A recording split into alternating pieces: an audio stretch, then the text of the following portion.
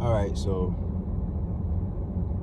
this one, I just wanted to share a story with you guys about the dangers of Haitian voodoo and fake spiritual workers. So basically, I was in Haiti for my conzo. I flew out in the beginning of March. And as you may know, the conzo takes approximately 2 weeks or a week and a half or whatever, depending on where it gets done.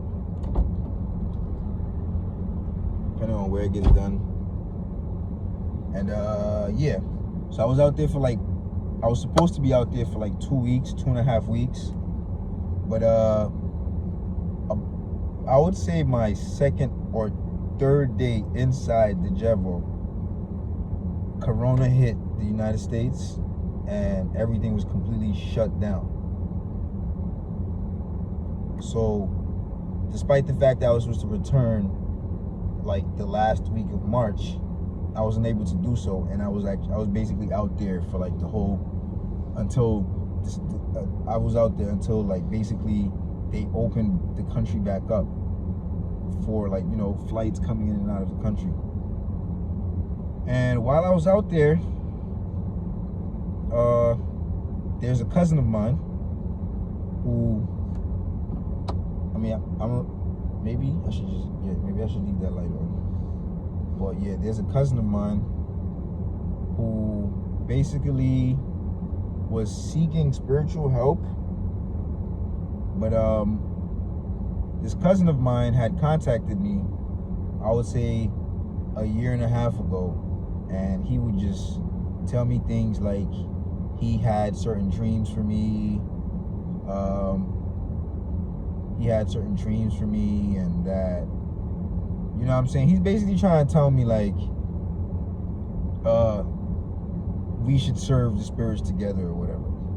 But a lot of the things that he was saying to me, they weren't adding up. You know what I'm saying? He would say things like, oh, Donto asked him for champagne, or he wants to buy a dagger for Fueda or some. He would just say things where everything was just not adding up, and it just wouldn't make it's stuff that wouldn't make sense to me. And it's I'm a person who adds 2 and 2 together, and it's to my knowledge, the stuff he would say was inaccurate, and it's a real practitioner should know certain things, and it's the things that he was getting wrong, in my opinion, was basic information that anybody and everybody who's a practitioner should know, a legitimate practitioner. So I personally didn't necessarily believe in him.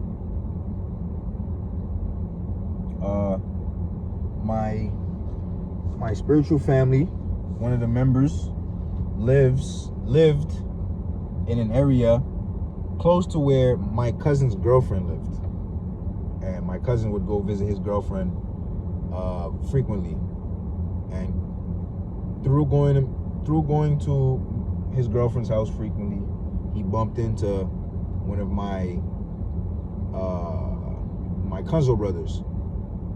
And you know the way Haitian voodoo is, we walk together, family, you know what I'm saying, tête ensemble and all that shit. So this dude basically welcomed this relative of mine into his home.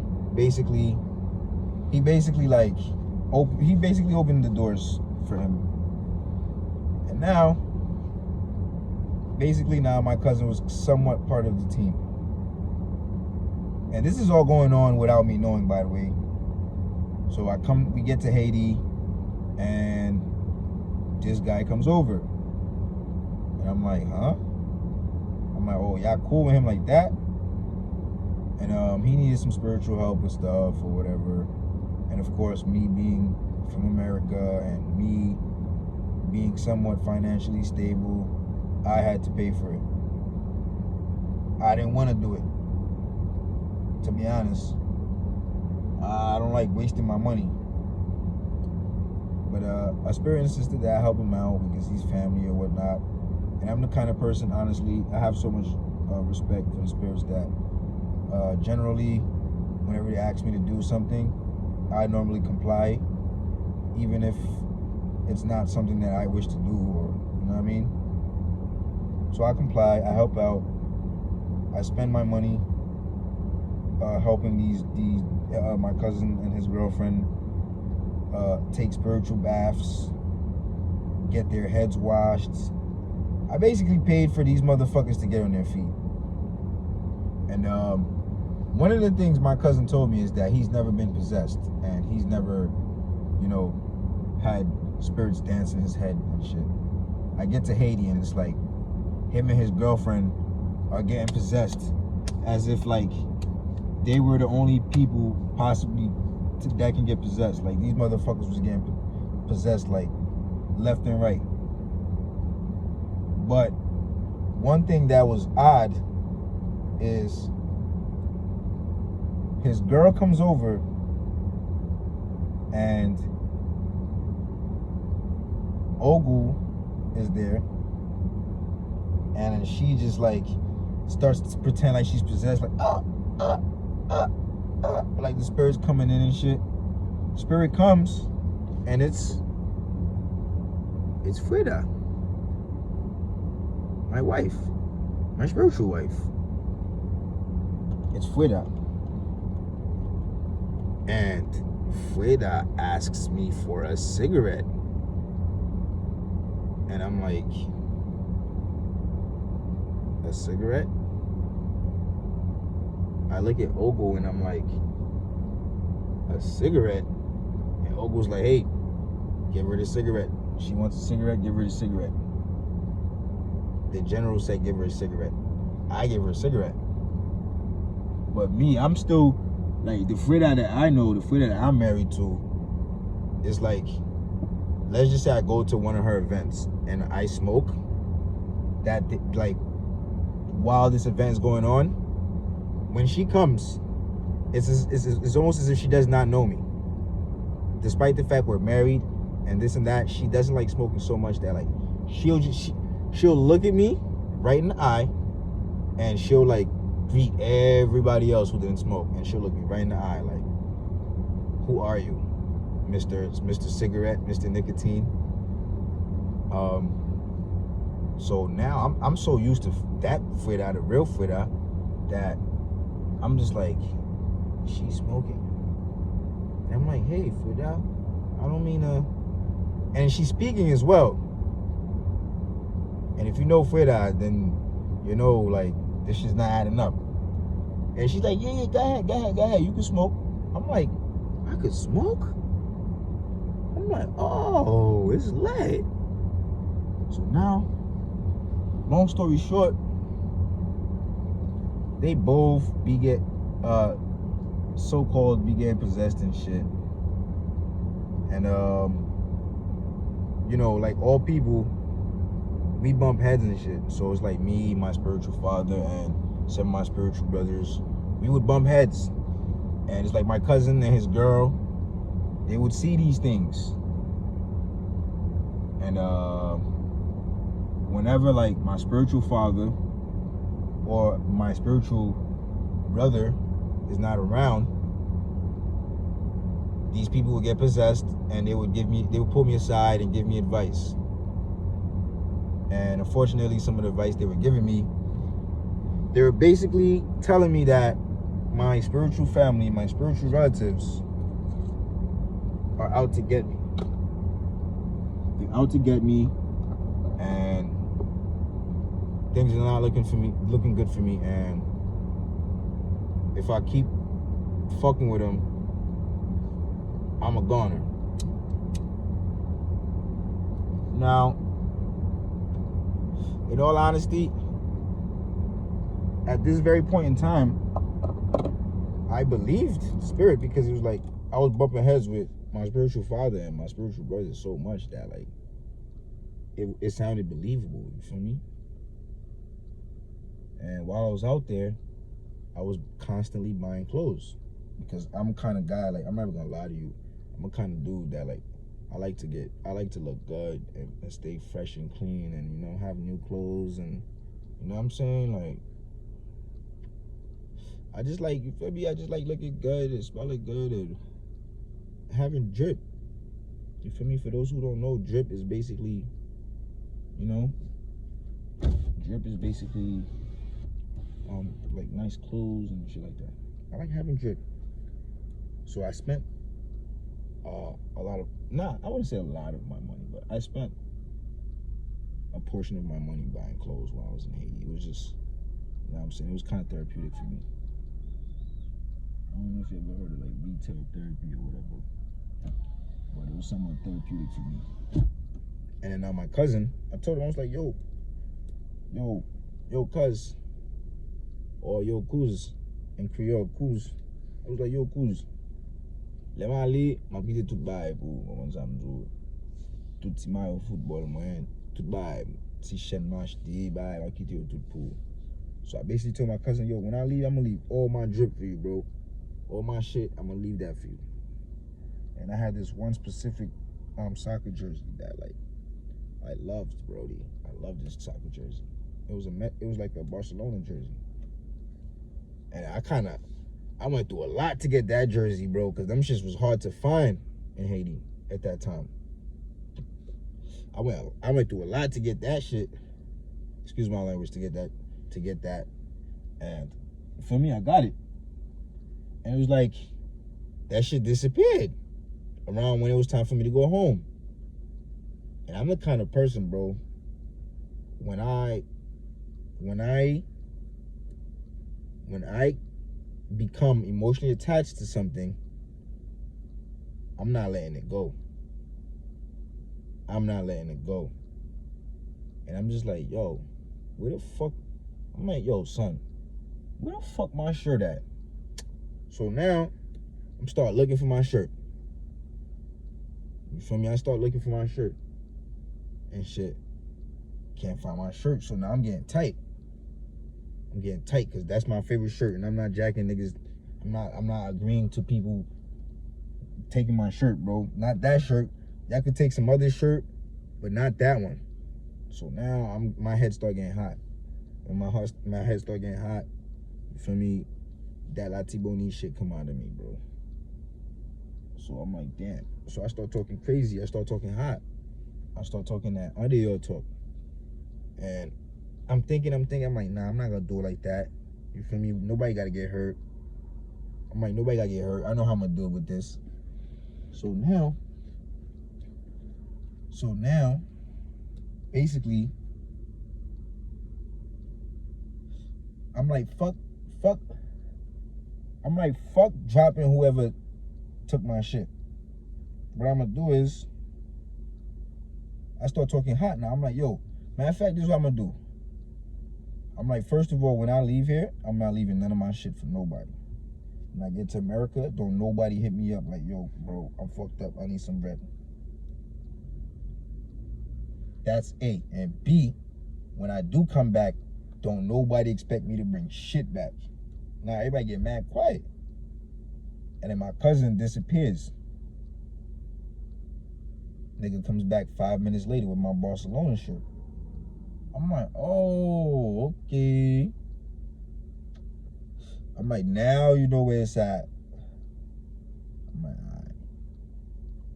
I'm like, I can't trust this nigga. I just told you I'm gonna leave you all of my fucking clothes. Cause I know you don't got no fucking clothes. And I know it's not your fault, cause you're in a poor ass country, you feel me? I get it. Yeah, but you don't got no fucking clothes, nigga. You don't got shit to wear. You wearing this bum ass shit that you be wearing. Your girl be playing you, talking about you can't dress. Your girl be saying you wear dirty clothes and all that. So I'm trying to bless you, and then somehow my shit still disappears. And then it's like, once I start talking hot, it reappears. 2 and 2 equals 4, my nigga. So now I'm like, all right, nah, can't trust this nigga. I'm like, all right, say no more. So now I go to my spiritual pops and my spiritual brother. I'm like, yo, why y'all wasn't here? Like, this man was possessed and he told me certain shit about y'all niggas, and now I'm trying to figure the truth out, because I'm the type of nigga, like, I like the truth, you feel me?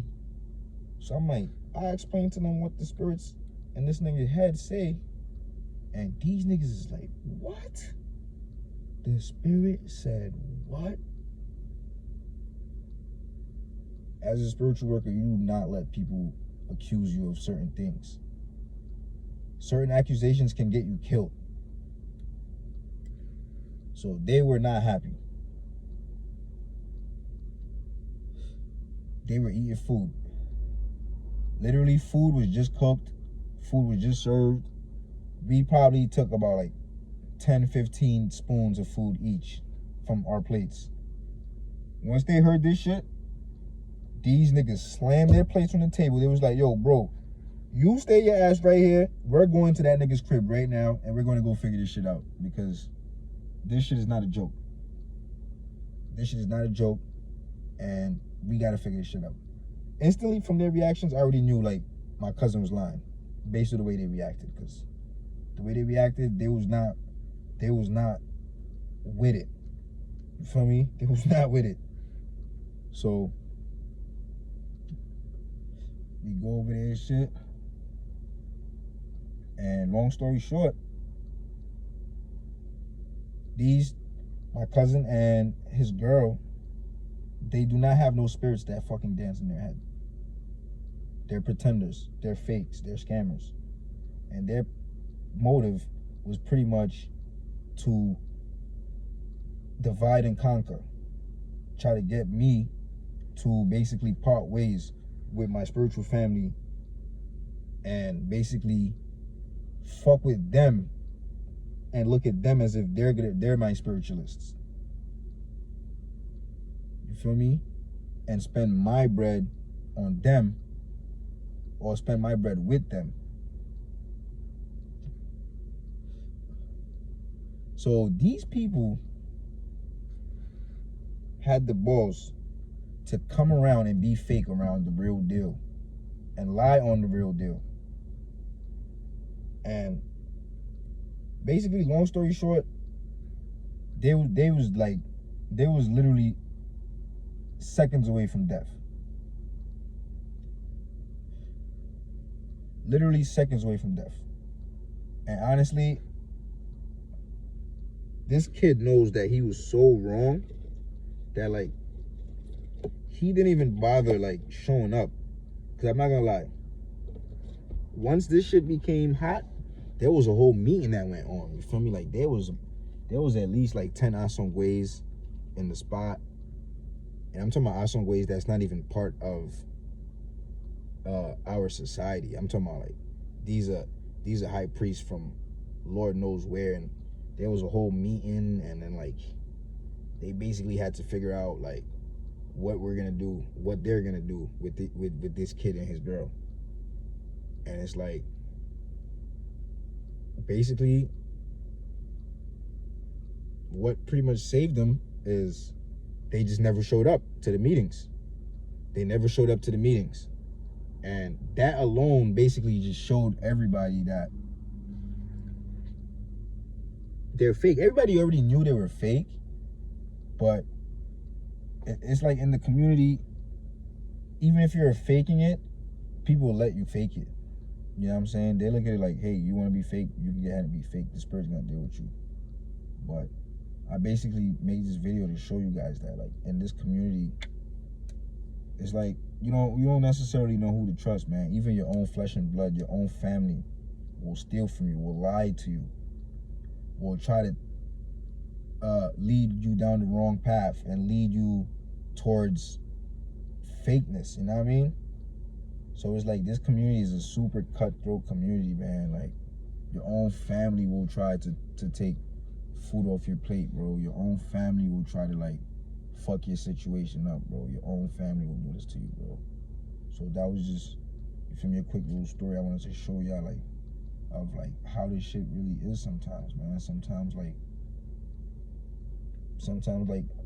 poverty will have people do some crazy stuff, man. For real. But that nigga's lucky he's still alive though.